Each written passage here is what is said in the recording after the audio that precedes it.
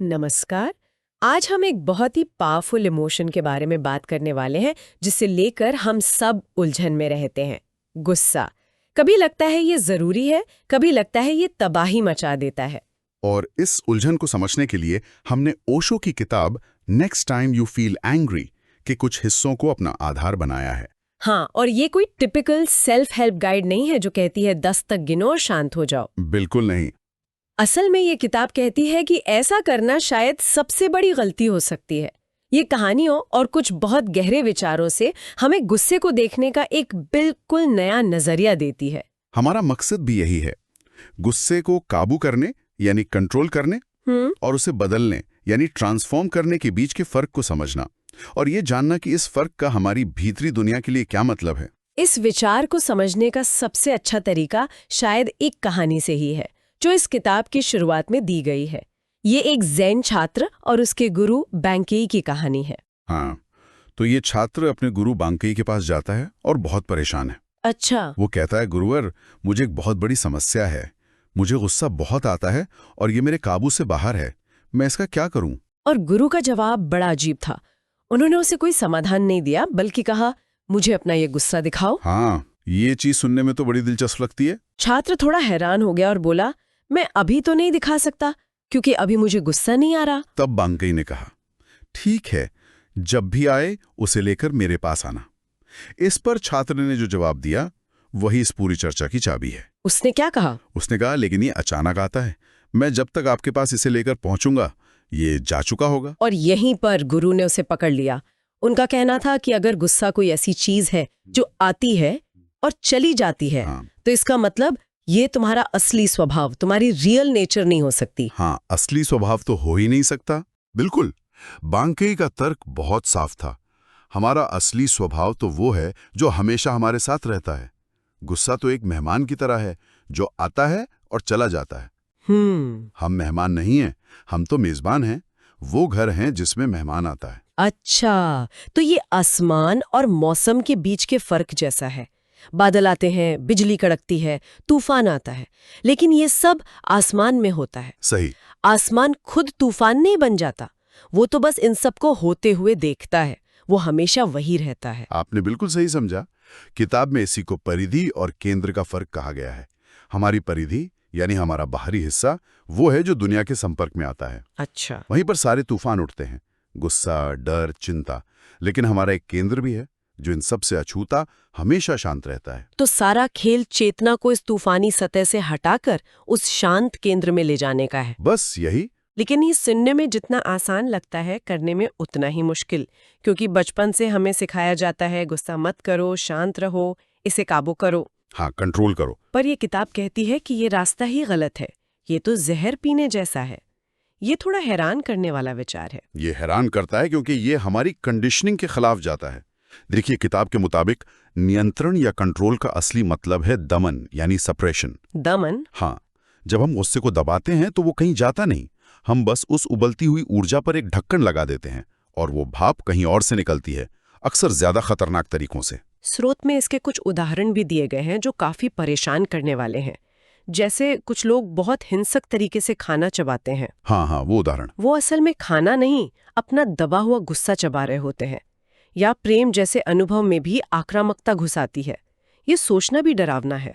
एक चेतन मन जो सभ्य है, जो हम दुनिया को दिखाते हैं, और दूसरा अचेतन मन, एक अंधेरा तहखाना जहां हम वो सब कुछ फेंक देते हैं जिसे समाज पसंद नहीं करता। हमारा गुस्सा, हमारी नफरत, हमारी ईर्ष्या। तो क्या इसका मतलब ये है कि जब हम ऑफिस में बॉस पर गुस्सा दबाते हैं या किसी रिश्तेदार के बात पर चुप रह जाते हैं, तो हम असल में अपनी अंदर एक जहर का घूंट पी रहे हैं? ये बहुत सीधी और डरावनी बात है, पर किताब तो यही कहती है। अच्छा। और वो इसे सीधे सीधे शारीरिक बीमारियों से जोड़ती है।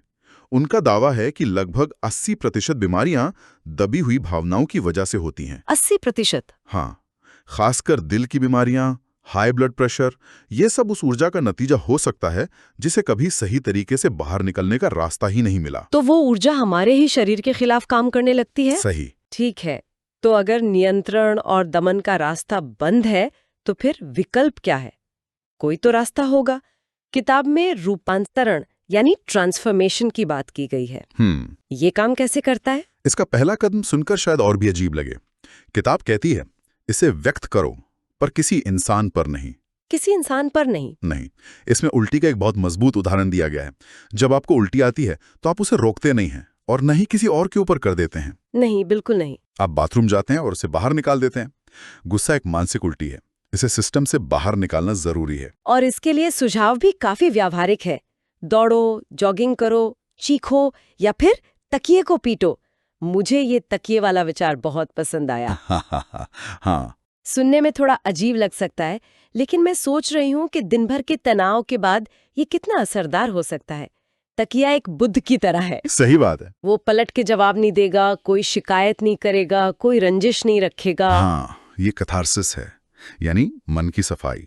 ये उस उबलती हुई ऊर्जा को एक सुरक्षित तरीके से बाहर निकालने का रास्ता है, ताकि बदले की भावना का एक नया चक्र शुरू ना हो। लेकिन ये सिर्फ पहला कदम है, ये ट्रांसफॉर्मेशन नहीं है। ट्रांसफॉर्मेशन की असली चाबी एक दूसरे शब्द में है, जागरूकता, अवेयरनेस। यहाँ एक फर्क है।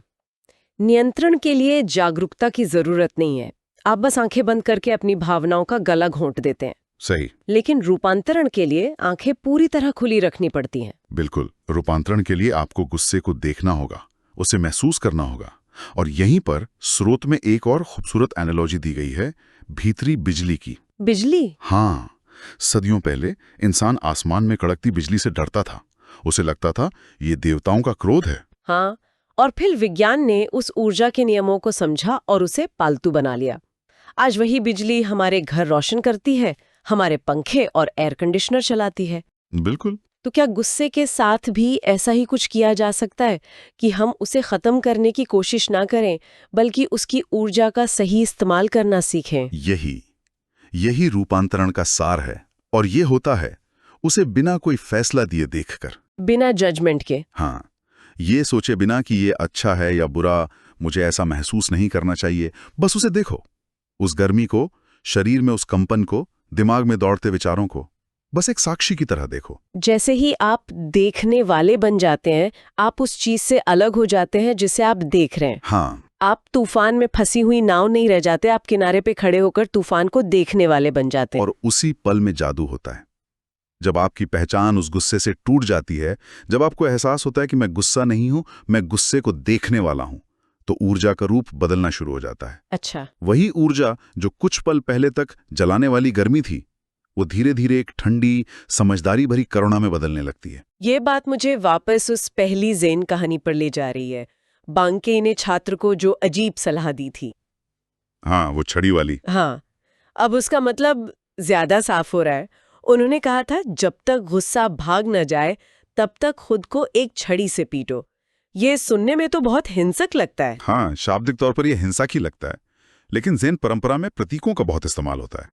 यहाँ छड़ी का मतलब जागरूकता है, चेतना है। ओह, अच्छा। बांके ही कह रहे थे कि जब भी गुस्सा आए तो उसे लगातार अपनी जागरूकता की छड़ी से पीटो, यानी उस पर लगातार अपनी चेतना की रोशनी डालो। तो मतलब गुस्सा एक अंधेरे में होने वाली घटना है, जैसे ही आप उस पर जागरूकता की टॉर्च जलाते हैं, वो टिक नहीं सकता। बिल्कुल।